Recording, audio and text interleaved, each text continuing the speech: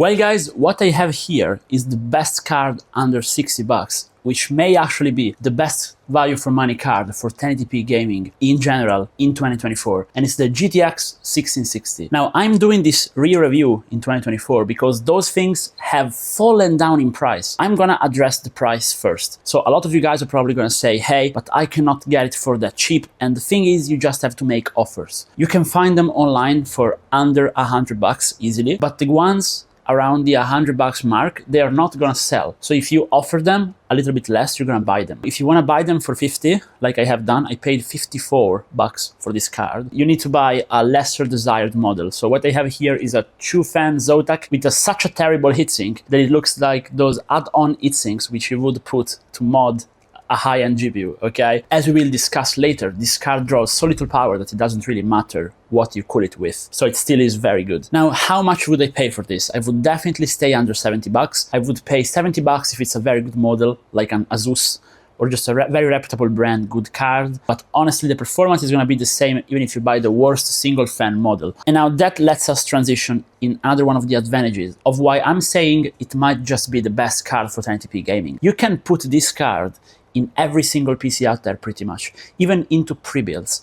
And why is because the GPU itself is very small. They also make single fan models which are very small, like the whole thing is smaller than my hand. And it only requires an 8-pin power connector. So the power supply requirements are minimal.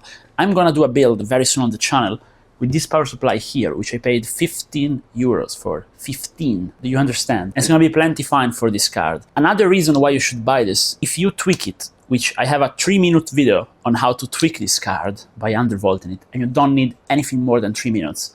You can extract more performance and make it stay under 100 watts at the same time. So with this card drawing under 100 watts, you can literally run it on a 300 watts power supply by using Molex to PCIe adapter if you don't have an 8-pin. So you can literally put it anywhere. It's also good for PC flipping because you can like buy a pre-build, put this one in, and then you have a gaming PC, you can make a little profit on top, especially if you buy those cheap. And thankfully, my channel is so small that not a lot of people are gonna see this video, so I'm not destroying the market by saying it, hopefully. But anyways, this card, especially after being undervolted, does not get warm at all. Like, it only has 6 gigs of VRAM, it's GDDR5 if you buy GTX 1660. If you buy the Super, GTX 1660 Super, it's gonna be GDDR6, but even that doesn't draw much power at all, so the memory doesn't get hot, the core does not get hot. It is a very efficient architecture. It was the last GTX card made, the Super one, and it's just so convenient, so easy to just put wherever you want. That is the reason why it's such a good buy. I know that if you're here, you probably want to know about the performance, so let's discuss those before we get into the whole buying a GTX 1660 flat model or a TI or a Super. Okay, so performance. What can you expect by GTX 1660 after tweaking it? I only talk about after tweaking it because I think you should just do it on every card. You should also change the thermal paste. On the contrary to other cards I've covered, like the Vega 56 from my latest video, which is in the same similar performance range, you can also get away by just not doing anything to the card. You can just buy it and play with it because, again, it draws so little power that it's not gonna matter even if you don't repaste it. It's actually the first time I say this on the channel. Gaming performance. So this is a card that will allow you to play at 144 Hz in most demanding competitive titles like Apex Legends, Fortnite, and Warzone. It's gonna do well over 144 FPS in Apex with competitive settings. If you set it right and the card is undervolted, it's gonna do well into the 200 frames in Fortnite, especially in performance mode, and even in Warzone, this thing can do over 100 FPS with everything on minimum, of course. Even in the most demanding areas, it's gonna keep a stable frame. Like, it's not gonna drop under 60 pretty much ever. So it's gonna be a good card even for Warzone if you don't wanna play too much competitively. But probably the crazier part is how good it is for single player titles. If you play around with the settings a bit and enable a bit of scaling, you can play Cyberpunk 60 FPS on medium settings on this card. Of course, disabling your ray tracing and all those things, but still, you can do it. You can play The Witcher remastered, The Witcher 3 remastered, at 60 FPS on around medium settings, which is great. You can play literally any single player games out there for 1080p on this card, and it's gonna run. So it is a great 1080p card. Who is this card for? Literally everybody, unless you want to play at higher resolutions. I think it's a 1080p card. The 6 GB of RAM are not too little yet. I know that games are getting more demanding, but in the lower graphic settings, which is where this card can make them run, they do not require as much VRAM yet. So you can just get one of these, slap it into any build, and play with it. And now a good pairing would be, it's PCI Express Gen 3, so you can also use an older motherboard. So a good pairing would be like an 8th Gen i7. Even if we really want to push it and make a very budget PC, a 7th Gen i7, especially if you overclock it, can be good. And you're going to be able to play any game you want.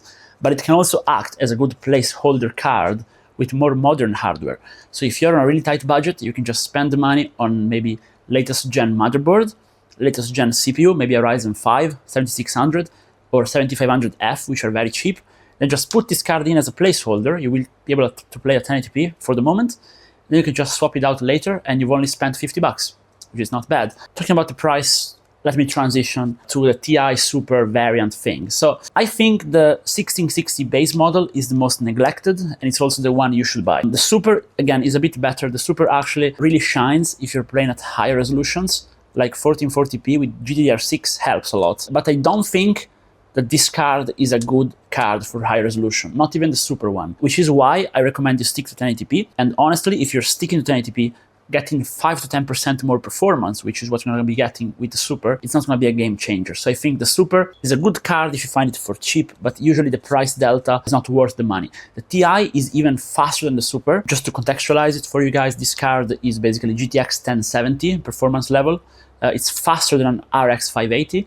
It is slower than an RTX 2060, and it is slower than an RTX 3050, of course. But the Ti really, I think, even though it is maybe even 15% faster if you tweak it, I don't think it's worth the extra money, because people ask too much for those cards, because also they made better customs, like ROG customs for those Ti versions, and so they are just a bit more expensive in general. I do recommend you buy a cheap custom like this Zotac I have here. Even single fans modular are gonna be fine. Maybe on single fan repaste it so it can run a bit quieter, but really after undervolting it's gonna be fine either way. And Zotac, I've made a dedicated video about Zotac. Like, it's not a bad brand.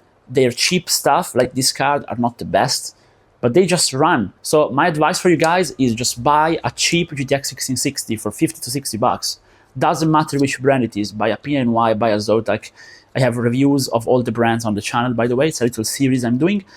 And just do a budget gaming PC with them, and you can do like a sub 300 bucks gaming PC, which is gonna be amazing with one of these. And again, I have one coming on the channel very soon with a Xeon. So in case you're interested, stay tuned and maybe drop a like and subscribe in order not to miss it. And let me know if you have any other cards in this price range which you think are better, and if you have any reasons why you would actually not buy this card. Again, let me know. I'm very open to being contradicted.